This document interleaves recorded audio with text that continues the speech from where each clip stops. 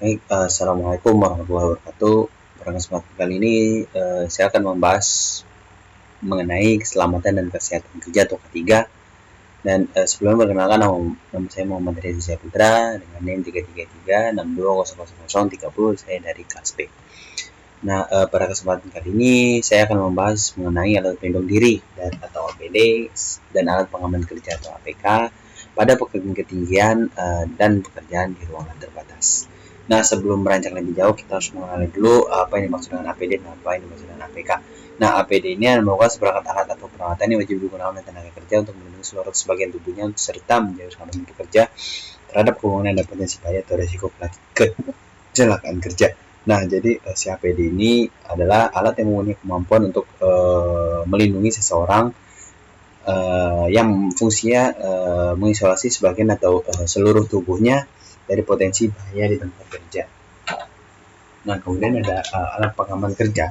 Pengaman kerja merupakan sebuah sarana pelindung yang bagi pekerja di lapangan terhadap bahaya ketika melakukan suatu pekerjaan, yaitu dengan membuat kondisi selamat atau dengan kata lain, APK merupakan alat pelindung yang digunakan untuk mengamankan pekerja terhadap suatu bahaya ketika sedang melakukan suatu pekerjaan. Nah, kemudian ada beberapa domain yang digunakan, yaitu ada Permenaker Trans Peraturan 01 nomor 01 garis miring 911 pasal 4 ayat 3, kemudian ada Peraturan 03 garis miring Menteri garis miring 982 pasal 2, dan Permenaker Trans nomor Peraturan 03 garis miring Menteri garis miring 986 tentang syarat-syarat keselamatan dan kesehatan di tempat kerja yang mengolah pestisida. Juga terdapat pedoman APK dan APD, yaitu ada di Undang-Undang Nomor 1 Tahun 1970 Pasal 3 Ayat 1 butir F, kemudian Pasal 91 Pasal 9 Ayat 1 butir C, kemudian ada Pasal 12 butir B dan Pasal 14 butir C. Dan ada beberapa prosedur penggunaan APK dan APD dan APK, yaitu pertama dan yang paling utama, kita sediakan dan gunakan APD yang telah memiliki SNI. Pastikan APD yang akan digunakan berfungsi dengan baik. Pilihlah APD yang sesuai dengan jenis pekerjaan yang akan dilakukannya. Kemudian pakailah APD dan pastikan peralatan kerja yang digunakan sesuai dengan jenis pekerjaan, seperti contohnya di ketinggian yang dilakukan stabil dan cukup kuat, dan gunakan dan serta kenakan APD dengan baik dan benar. Kemudian ada jenis-jenis alat pelindung diri atau APD. Yang pertama adalah safety helmet. Nah, safety helmet ini alat pelindung yang digunakan untuk melindungi kepala dari risiko benturan, kejatuhan terkena benda tajam. Kemudian merupakan alat pelindung diri yang sangat penting sebagai alat pelindung kepala. Nah, menurut standar SNI, jadi si safety helmet ini dapat melindungi kita dari kejatuhan benda-benda, kemudian terkena pipa atau batang-batang, serta dapat menghindari dari sengatan listrik. Nah, kemudian ada full body harness atau safety harness. Nah, ini dirancang untuk menahan tekanan jatuh, baik jatuh dengan baik, yaitu beban pertama akan diterima oleh kedua belah paha yang ketebalan data absorpsi yang cukup kuat, lalu sebelah ke bagian pinggang dan webbing yang melingkari dada. Nah, sistem ini dirancang untuk menyebarkan tenaga benturan atau goncangan pada saat jatuh melalui pundak, paha, dan pantat.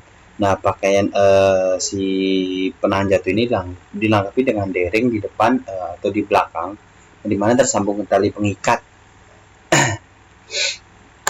Kemudian ada pelindung tangan atau safety gloves. Nah, safety gloves ini adalah atau sarung tangan dapat berfungsi untuk melindungi tangan dari bahaya pada saat bekerja, sehingga terhindar dari cedera tangan seperti teriris, tergores, ataupun terkena bahan-bahan kimia.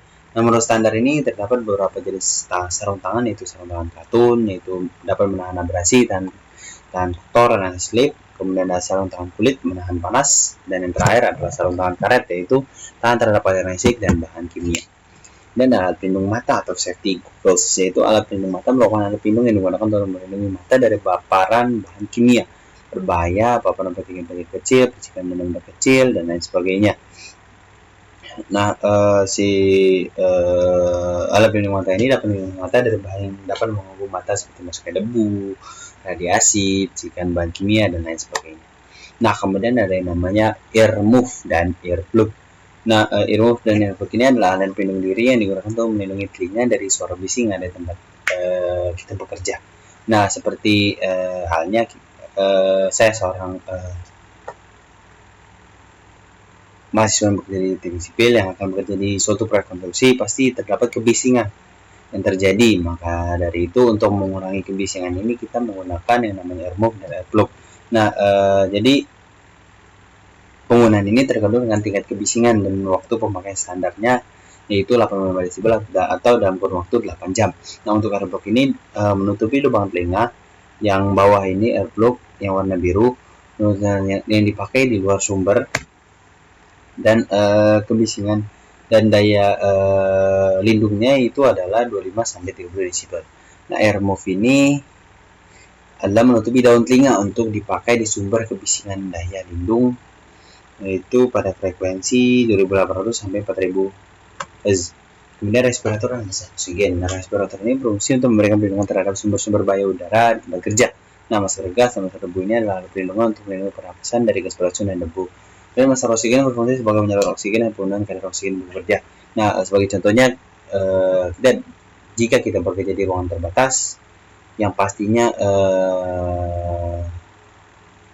bisa saja kekurangan oksigen, yaitu cara penanggulangannya atau cara agar kita terhindar dari kekurangan oksigen yaitu dengan menggunakan masker oksigen, yaitu kita dapat menghirup oksigen dari tabung.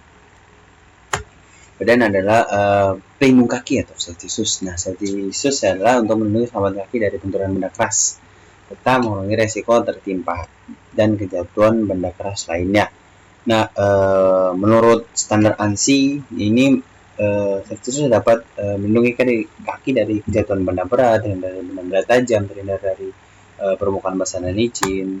Dan ada peredam kejut. Nah, peredam kejut ini digunakan pada pekerjaan di ketinggian, yaitu didesain untuk menyerap energi kinetik dan mengurangi tekanan yang timbul akibat jatuh. Nah, fungsinya itu adalah mengurangi kekuatan tekanan maksimal dalam menahan tubuh pekerja saat terjatuh, kemudian mengurangi atau mencegah kerusakan komponen fault arrest systems, dan mengurangi kekuatan tekanan pada angkor. Nah, lanyard ini sama ya pada ketinggian, yaitu tali pendek pengikat yang memiliki fungsi untuk menahan guncangan bila pekerja jatuh bebas, dan pekerja bisa menggunakannya untuk membatasi guncangan saat ditulis dengan panjang maksimum 1,2 meter. Akar poin. Jadi akar poin ini adalah dibutuhkan sebagai pelindung atau penahan pekerja dari kemungkinan terjatuh. Nah, angkor ini harus mampu menahan beban setidaknya 3,5 kN atau setara dengan 363 kg, atau juga setara dengan 4 kali berat pekerjanya. Nah, jadi kita sebelum bekerja di suatu ketinggian, kita harus memastikan bahwa angkor yang tersambung pada lifeline ini atau lanyard ini harus kuat dan stabil, dan lokasinya sudah sesuai. Ini ada restorator of grab. Nah, ini digunakan untuk apabila pekerja membutuhkan perpindahan tempat atau bergerak secara vertikal, biasanya bergerak cukup panjang. Nah, retractor cable lifeline yaitu cara kerjanya hampir sama dengan seatbelt mobil, yaitu jadi ketika kita melakukan gerakan vertikal atau horizontal, maka lifeline akan memanjang atau menarik kembali ke kondisi semula secara otomatis, dan akan mengunci apabila terjadi tarikan secara tiba-tiba. Lifeline ini didefinisi sebagai tali pengaman fleksibel yang terbuat dari serat kawat atau anyaman. Nah, biasanya dikaitkan pada angkor poin. Nah, kemudian terakhir adalah pakaian pelindung. Nah, ini tidak kalah penting, yaitu dapat melindungi pekerja dari berbagai risiko bahaya, juga dapat meminimalisir dampak atau kemungkinan risiko bahaya yang akan terjadi dalam melakukan suatu pekerjaan. Nah, selanjutnya kita akan mengenal yang namanya jenis-jenis alat pengaman kerja atau APK pada pekerjaan di ketinggian dan pekerjaan di ruang terbatas. Yang pertama ada safety cone. Nah, safety cone merupakan seperangkat pengaturan yang bersifat sementara berupa kerucut yang terbuat dari plastik atau karet. Nah, fungsinya ini adalah mengatur batas arus atau arah jalan kendaraan, jadi pembatas area yang berbahaya dan tidak berbahaya, kemudian penanda batas area antara perjalanan dan penyimpanan material. Kemudian ada namanya rambu kerja, yaitu adalah tanda informasi meskipun himbauan, peringatan maupun larangan yang ditujukan untuk mengatur dan melindungi keselamatan dan kesehatan para pekerja orang lain yang berada di tempat kerja. Kemudian juga dapat mengingatkan pekerja atau orang lain yang berada di area kerja ini tentang potensi bahaya dan bagaimana cara agar menghindari bahaya tersebut. Nah, kemudian ada yang namanya safety net. Safety net ini seperti jaring-jaring gitu yang berfungsi sebagai penahan akan material tidak jatuh ke bawah saat konstruksi berlangsung dan tidak menimpa orang yang dari bawahnya. Jadi jika kita bekerja dalam suatu ketinggian, ada orang di bawahnya ini, maka orang itu akan aman karena jika ada benda atau orang yang jatuh, maka akan tertangkap oleh si safety net ini. Nah, kemudian ada alat pemadam api ringan. Nah, alat pemadam api ringan ini seharusnya ada di setiap